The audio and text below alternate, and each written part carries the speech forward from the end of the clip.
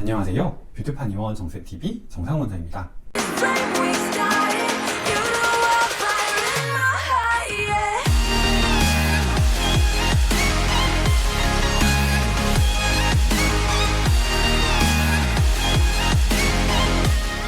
오늘 피부 활용수 코너는 지난 영상에 이어서 마스크 트러블에 대한 이야기 한 번 더 해보려고 하는데요. 지난 영상은 마스크 트러블을 예방할 수 있는 마스크 착용법, 그리고 트러블이 올라왔을 때 마스크 착용 시 주의사항에 대한 이야기였다면, 오늘은 마스크 트러블이 심해졌을 때 집에서 할 수 있는 관리법에 대한 이야기 해보려고 합니다. 지난 영상에서 마스크 트러블이 구순주의염과 닮아있다라고 말씀을 드렸죠. 피부에 반복적으로 발진과 모낭염 등이 올라오는 만성 피부 질환으로 주로 코 주변, 입가, 입술 라인 등에서 문제가 발생한다고요. 최근에 마스크 트러블의 경우 코 주변이나 입가 주변에 자잘하게 염증들이 올라오는 경우들도 많이 있는데요. 이게 자잘하게 뾰루지 같은 게 올라오다 보니까 많은 분들이 마스크 때문에 좁쌀 여드름이 생긴 건가? 하고 착각을 하시는 경우들도 있더라고요. 평소에 피지 분비량도 많고 얼굴에 열감도 심하시면서 여름철에 이렇게 입술 주변으로, 입가 주변으로 여드름이 많이 올라오는 것 같다라는 느낌을 받으셨다면 이게 마스크 때문에 좁쌀 여드름이 심해진 걸 수도 있습니다. 하지만 요즘처럼 차고 건조한 바람이 부는 계절에 특히나 피부가 건조해지고 예민해짐을 많이 느끼셨던 분들이 마스크를 착용했더니 그 마스크 착용 부위에 좁쌀 여드름 같은 게 올라왔다고 한다면 이거는 피지에 의해서 발생하는 좁쌀 여드름이 아니고요. 피부가 건조하고 얇아지고 약해져서 생긴 피부 트러블이라고 보셔야 합니다. 그래서 외부적인 형태는 좁쌀 여드름으로 보인다고 하더라도 좁쌀 여드름을 관리하는 방식으로 이 트러블들을 관리하시게 되면 오히려 피부 상태가 더 나빠지게 되버립니다. 요즘에 그런 식으로 잘못 관리하셔서 한의원을 찾아오시는 분들이 정말 많으세요.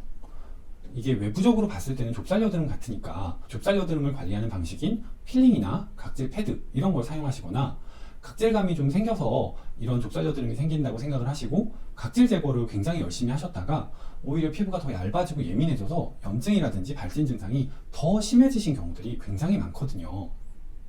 처음부터 집에서 진정 관리를 해주셨으면 이렇게까지 병원을 찾아올 정도로 심해지진 않으셨을 텐데, 관리를 잘못하시다 보니까 병원을 꼭 찾아야 할 만큼 증상이 심해지는 경우들이 많이 있으신 것 같습니다. 그래서 마스크에 의한 트러블 혹은 좁쌀 여드름이 생기셨을 때 주의하셔야 될 첫 번째 주의사항은 과도한 자극을 주지 않는다입니다. 구순주의염처럼 모낭염이나 발진과 같은 증상이 주 증상이신 경우에는 당연하고요. 마스크 착용하시는 부위로 좁쌀 여드름이 많이 올라왔다면, 특히나 이 계절에 그런 증상이 발생하신 분이라면 절대 자극을 과도하게 하셔서는 안 됩니다. 그래서 쓰시면 안 되는 거 주의를 드려보면, 이제 각질 제거를 위한 각질 정리 패드라든지 아니면 다양한 필링 제품들, 살리실산이 포함되어 있는 홈케어 제품, 그 다음에 피부를 자극할 수 있는 진동 브러쉬 같은 것들, 효소 세안제, 엔자임 세안제라고 이야기를 하는 주로 피부과에서 판매하고 있는 각질 정리 세안제들, 그리고 스티바이와 같은 트레티노인 포함 제품들, 과산화 벤조일 퍼옥사이드라고 하죠. 이런 것들이 포함되어 있는 제품들은 절대 사용하시면 안 됩니다. 일반적으로 좁쌀 여드름이 올라왔을 때 이런 제품들을 사용하셔야 된다라고 알려져 있기 때문에 이런 제품들을 잘못 사용하셔서 피부 상태를 악화시키는 경우가 정말 많으셨던 것 같아요.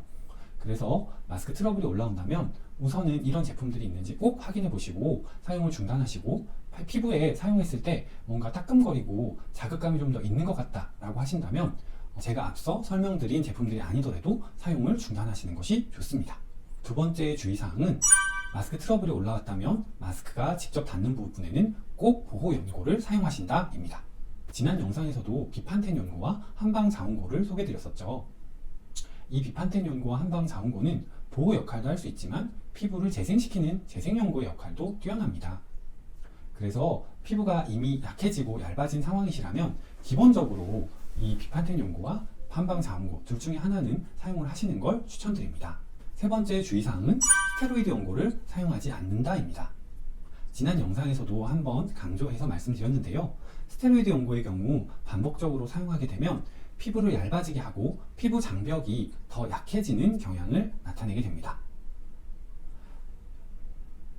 이렇게 차고 건조한 바람이 부는 계절에 마스크 자극이 추가되면서 마스크 트러블이 올라오는 얇고 약한 피부를 스테로이드를 이용해서 진정을 시키게 되면 이후에 증상이 재발될 확률도 높고요. 재발될 때는 안 그래도 약한 피부가 더 얇아진 상태에서 증상이 재발되기 때문에 증상이 훨씬 더 심해지고 치료가 어려워지게 됩니다. 그렇게 되면 반복적으로 등급이 높은 스테로이드를 사용할 수밖에 없게 되고요. 이것이 악순환의 고리의 시작이 되는 겁니다. 그래서 처음부터 마스크 트러블에 스테로이드 연고를 사용하시지 않는 것을 추천드립니다. 네 번째, 집에서 홈케어를 하실 때 자극이 되는 팩들도 피하셔야 합니다.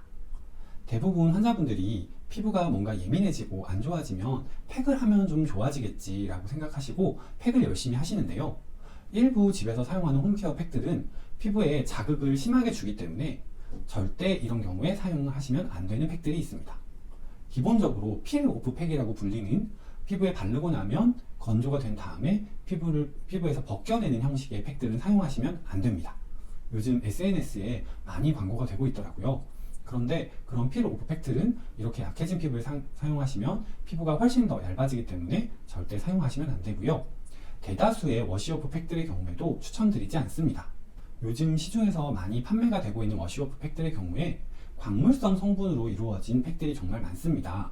대표적으로 슈렉팩이라고 불리는 팩이 있는데요. 벤토나이트 성분을 굉장히 많이 포함하고 있어서 피지를 잘 흡착시키고 각질을 정리하는 데는 도움을 주지만 약한 피부에서는 피부를 너무 건조하게 하고 피부에 자극이 될 수 있기 때문에 전혀 추천드리지 않습니다.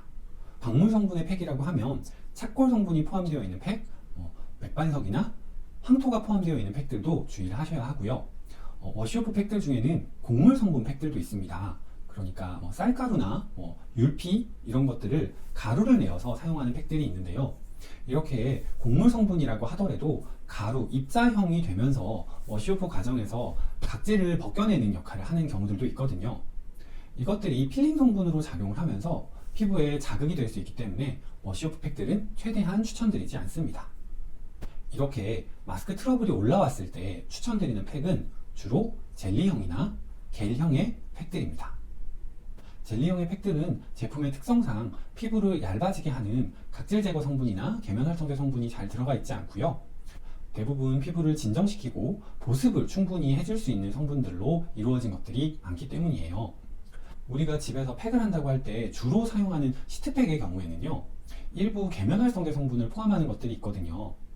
각질유화 성분이나 계면활성제 성분이 소량 첨가되어 있는 경우에는 팩을 하고 난 다음에 각질이 얇아지면서 피부가 부드러워지고 수분감이 좀 더 올라오는 듯한 느낌을 받을 수 있기 때문에 시트팩에서는 계면활성제나 각질유화제 성분을 포함하고 있는 것들이 종종 있습니다.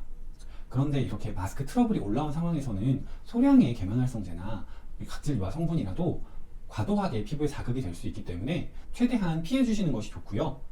그런 의미에서 겔형 마스크나 젤리형 마스크의 경우 제품의 제작 특성상 이런 각질유화 성분이나 계면활성제가 잘 포함되어 있지 않아서 저는 마스크 트러블이 올라온 환자분들께는 집에서 팩을 하실 때 꼭 젤리형 팩을 하세요 라고 추천을 드립니다.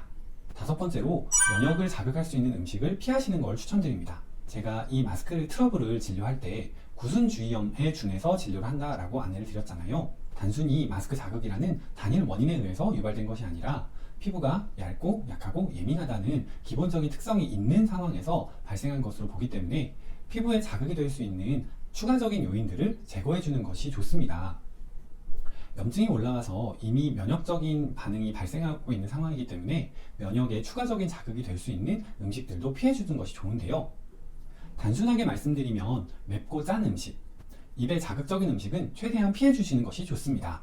그리고 프로폴리스나 로얄 젤리, 꿀과 같은 면역을 자극할 수 있는 음식들도 피해 주시는 것이 좋고요. 이런 면역 자극 음식에 피부가 예민해진 상황에서는 유산균과 같은 장내 세균총을 건강하게 만들어줄 수 있는 건강기능식품을 추가적으로 드시면 피부 염증 증상이 많이 감소하는 경향을 보입니다. 그래서 맵고 짜고 입에 자극적일 수 있는 음식을 피해 주시고 면역 자극이 될 수 있는 프로폴리스나 로얄 젤리, 꿀과 같은 음식도 피하시는 것이 좋고요. 유산균과 같은 장내 세균총을 건강하게 해줄 수 있는 음식을 추가적으로 드시는 걸 추천드립니다. 자, 오늘 설명해드린 5가지 사항 마지막으로 정리해드려보면 첫 번째로는 피부에 자극이 될 수 있는 관리는 최대한 피하신다. 좁쌀여드름처럼 보이는 증상이라고 할지라도 기본적으로 피부가 얇고 건조해져서 생긴 증상이기 때문에 피부에 자극이 되는 관리는 절대 하시면 안 된다는 거 기억해 주시고요. 두 번째로는 피부를 보호해줄 수 있는 비판텐이나 자음고 같은 보호 연고를 꼭 사용해 주신다. 세 번째는 스테로이드는 처음부터 사용하지 않는다. 네 번째, 집에서 관리할 때는 젤리형 팩을 추천드리고 자극이 될 수 있는 필 오프 팩이나 워시 오프 팩은 피한다. 다섯 번째는 염증 상태를 자극할 수 있는 면역 자극 음식들을 피해주고 유산균과 같은 장내 세균총을 건강하게 해줄 수 있는 음식을 먹는다. 이렇게 5가지 주의사항 안내해 드렸습니다. 특별히 마스크 트러블을 주제로 피부 활명수 코너를 2편이나 준비한 이유는 정말로 잘못 관리하시면서 찾아오시는 환자분들이 많이 늘어서 그렇습니다. 집에서 올바른 방법으로 관리를 하셨다면 병원을 찾아야 할 만큼 심각해지지 않았을 수도 있는데 잘못된 방법으로 관리를 하시면서 증상이 너무 심각해져서 내원하시는 분들이 많아졌거든요. 그래서 꼭 주의를 드리고자 이번 영상 준비해 봤습니다. 마스크 트러블 때문에 고민이신 분들이 이 영상 보시고 많은 도움을 좀 받으셨으면 좋겠고요. 오늘도 유익하게 보셨다면 좋아요와 구독 꼭 눌러주세요. 그럼 오늘 피부 활명수 코너는 여기까지이고요. 뷰티파니원 정쌤TV 정상원장이었습니다. 감사합니다.